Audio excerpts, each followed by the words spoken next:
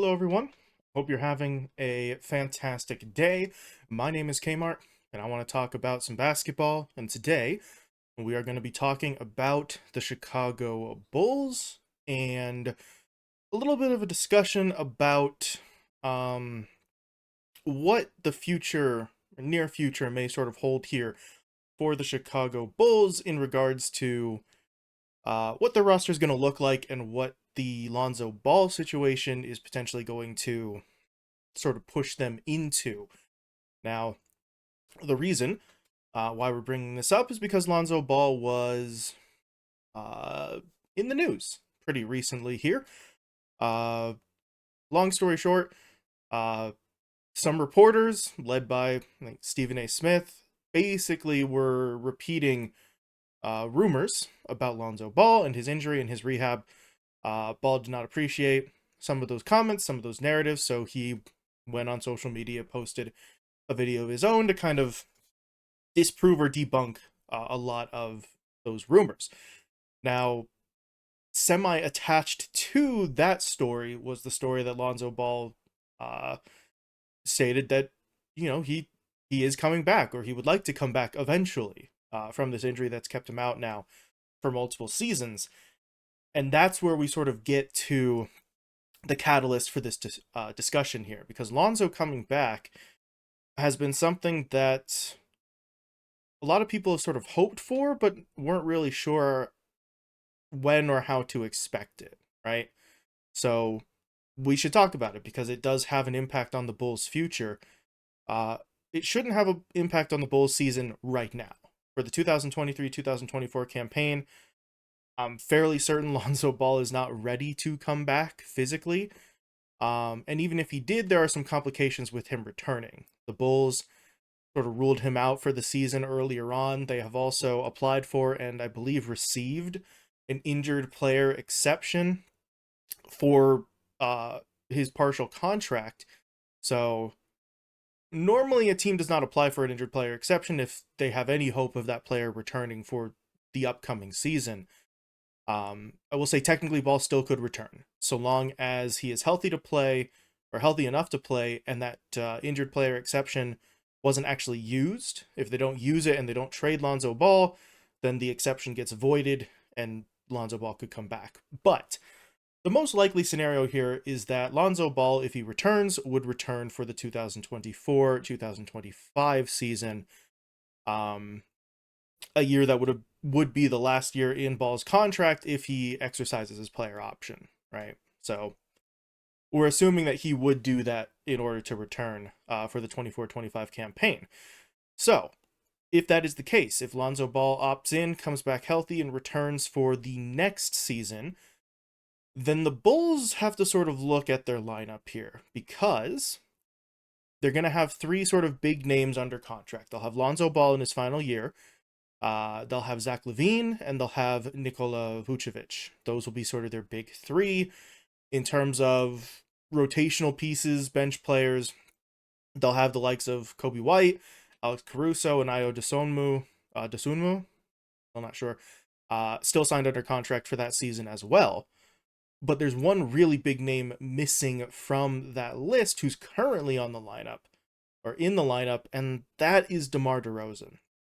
DeRozan is in the final year of his contract this year for the 23-24 campaign. So the Bulls have a bit of a decision to make over the course of this season. Do they want to commit to DeRozan long term? And does the assessment of whether they want DeRozan back with the team for, the next couple of years, does that change depending on the knowledge that Lonzo Ball could, would, or will be slated to come back at some point in the future? Because to a certain extent, this team was initially built around having Lonzo Ball run the point for them, right? They put a team together that sort of assumed Lonzo Ball would be your starting point guard and would be your facilitator. And then they don't have Lonzo Ball. He gets injured for multiple seasons. And we've seen the team struggle somewhat to find a playmaker of the same caliber since Ball's injury. They've sort of rotated guys in. Um, they've tried guys like Kobe White, they've tried Alex Caruso, and those players aren't bad, but they're not quite what they need to replace Lonzo Ball fully, I would say.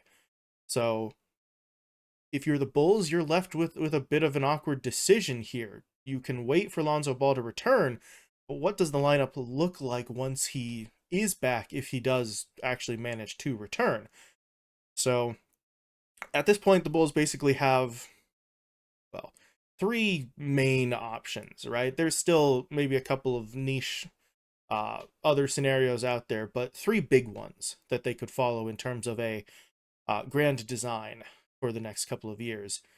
The options are blow the whole thing up, keep the whole team together and run it back, or basically a middle ground between the two.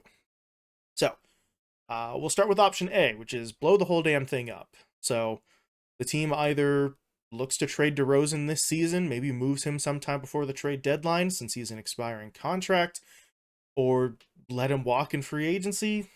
I doubt that they do that, but they don't really entertain the notion of bringing DeRozan back long term.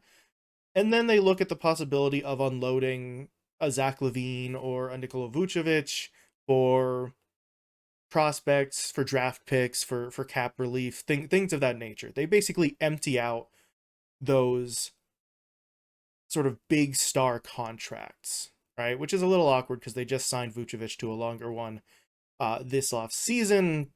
Maybe he's not someone they look to shop around, but DeRozan and LaVine, absolutely sort of two big names that they could look to move to effectively facilitate a full or nearly full rebuild.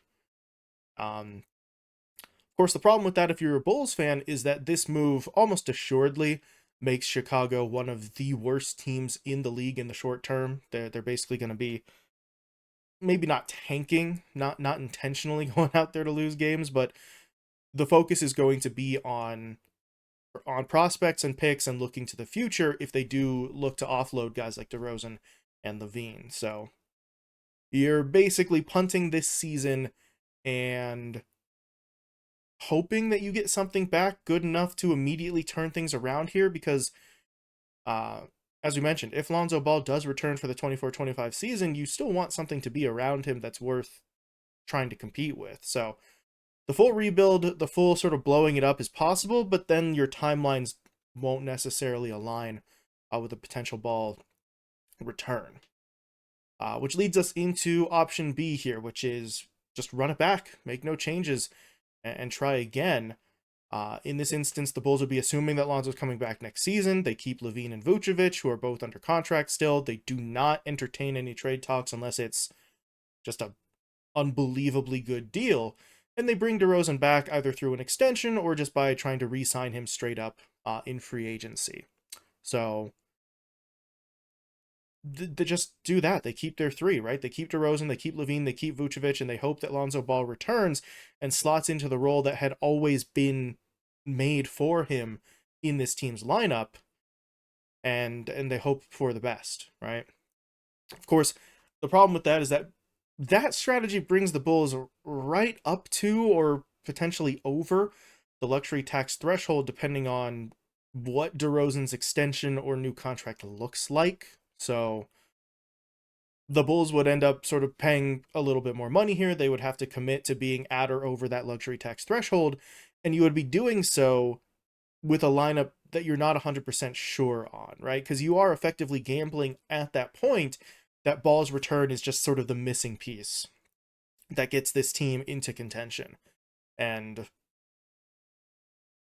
is that possible? Absolutely. If Ball comes back and is healthy and plays the way that they expected to when they first got him, that could happen.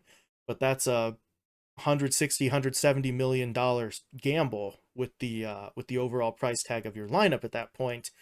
That might sort of scare the Bulls management away from that sort of play.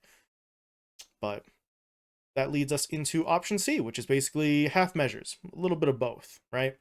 Avoid the full rebuild potentially, keep LaVine and Vucevic since you've already got them signed for multiple years anyway. Move on from DeRozan effectively. DeRozan is again an expiring contract. He's 34. I'll double check that in editing. I believe he is 34. So they could move DeRozan exclusively and try to use the money there to either bring in maybe someone new, another sort of guy who's maybe not quite as productive as DeRozan could be, but a little bit younger, maybe a little bit more manageable in terms of his contract length and value.